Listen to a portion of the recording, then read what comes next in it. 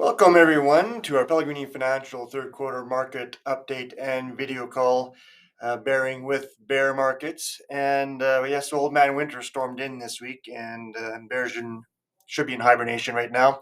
This particular bear is not, as markets have generally continued trending downward here through the third quarter and into the start of the fourth quarter to some degree.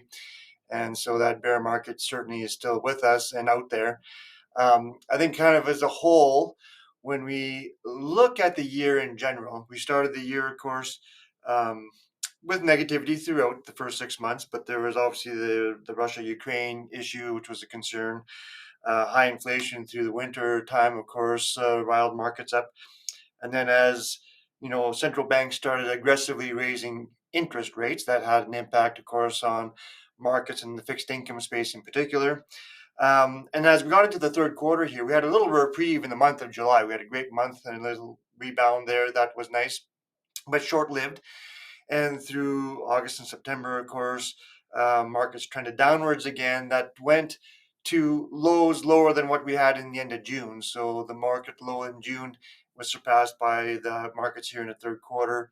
And so when we look across the board at equity indices, it doesn't matter where you were, whether Canada, US, Europe, Asia, all markets were negative through the quarter, but also through the year-to-date numbers as well. And of course, as you can see, there are a number of them in bear market territory. If there's any kind of bright spots, I suppose it was more value-oriented, dividend-paying stocks that did well and held their own. The detractors, I mean, growth stocks in particular, of course, were hit the hardest. Small caps and things like that. Again, maybe more of late, the fixed income space, which was a detractor early in the year, might be something that's more positive going forward. We'll come back to that and talk about that in a little bit. When we look at interest rates in particular, this is the Federal Reserve rate in the US. This does not account for the 75 basis points just raised here this week, but rates have risen dramatically. So again, central banks have done the heavy lifting that they've never done before, quite frankly, and so now we're basically around the 4% range for central bank rate, which is the highest it's been since back to really '07, '08 in that era. So it's been a number of years since we've had this high of interest rates. Bank of Canada rose 50 basis points here this week as well. And so we're seeing the same effects here in Canada. And that is primarily to combat inflation. That's what they're trying to tackle. And they'd rather tackle that than worry about a recession. Where fixed income is right now, I think it is quite positive going forward. So this chart again doesn't show the latest increase in the dark blue line, but obviously we're getting near the end of what we would expect to be for Federal Reserve and Bank of Canada interest rate increases. And so a couple of things, obviously early in the year when rates were rising, bond prices fall, and that was a negative to fixed income. Going forward as it levels off, or maybe again future rates get cut, that's good for bond prices. At the end of the day, the yield is the biggest thing, and so going forward, yields are in a far more better position. If I look at a basic GIC, a year ago we couldn't get 1%. Well, now on a 1 or 2 year basis, we get 4%, 4.5%, 5% even, and so that's kind of a set base of going forward. Yields are far better positioned. When we look at inflation here in this chart just shows a little bit of, again, continuing decline of inflation. So Canada down to 6.9, US down to 8.2 there. I circled the euro area at the bottom.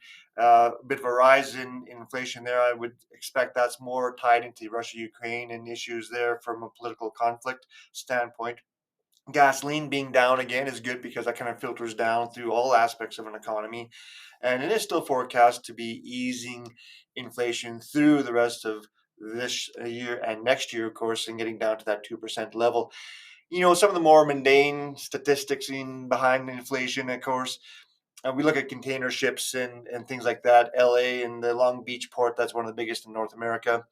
And you see the number of ships docked there drop quite dramatically here in the last 6 months.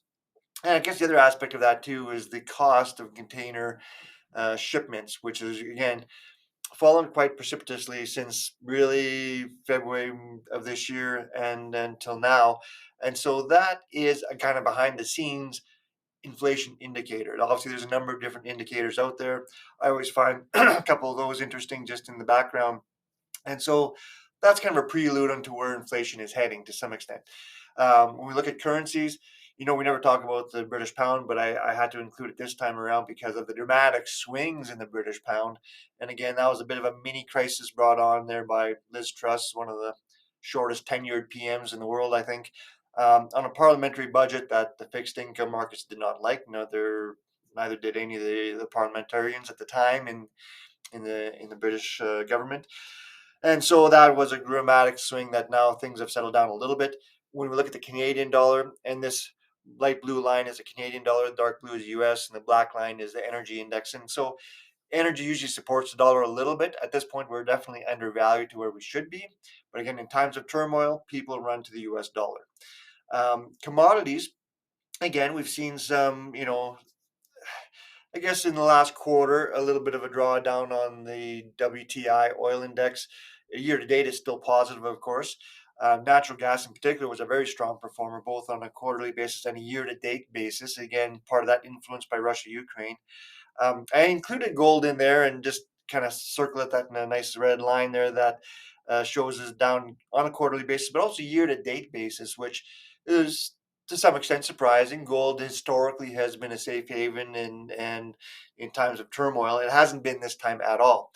Western Canada Select, I just put the pricing chart in there that shows that it is still severely discounted against WTI, and so that's a negative for Alberta in particular. Canadian GDP and economic growth. A couple things here. So GDP is certainly, as interest rates have been rising, economically the GDP has been notched down continuously by economists, and so we see that economic growth turned negative here, perhaps in the first quarter of 2023. That's kind of the projection, a little bit of the growth rate. Of course, two negative quarters is a recession. The job rate, though, is still 5.2%, and we had some decline in jobs here in the summer, but now job increases here the last 2 months. No matter what, I think if you have a strong job market, any kind of recession is going to be pretty shallow. When we look at bear markets versus bull markets in particular, and this chart really just shows every bear market through the course of time, from 2020 all the way back to 1956 in different periods, is always followed by a strong bull market. And those are the darker green shaded areas on the chart here. And I think that's something really from a forecasting perspective. No matter when the bear market ends, the bull market is always there. And that is why we're in the markets, because that increase is always, far greater than the downside of a bear market. Even though we struggle in living through bear markets, we do so because bull markets always perform. So when we look at the outlook going forward here through the rest of 2022 and into 2023, again, aggressive rate hikes by central banks has been predominant throughout the year. That is getting to the tail end of it. There's more talk of a recession. That's certainly priced into markets already, whether it's a 50-50 chance or not. I mean, I think recession, that's a shallow one. Most people probably won't even feel it. Certainly, if it's much sharper, that could change the outlook a little bit and the markets accordingly. As long as your labor market remains strong, then that's a good thing as a whole.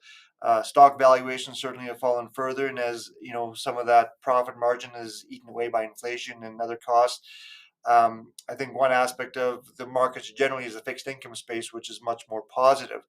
So um, hopefully that kind of gets us a wrap in the third quarter. I know going forward, um, as we get to the year end, we'll talk a little bit more about tax loss harvesting and things like that. But as a whole, I think markets are through the worst of it. Let's say I would like to say that there's a bit more capitulation that has to happen yet, but if not, that could be the end of it.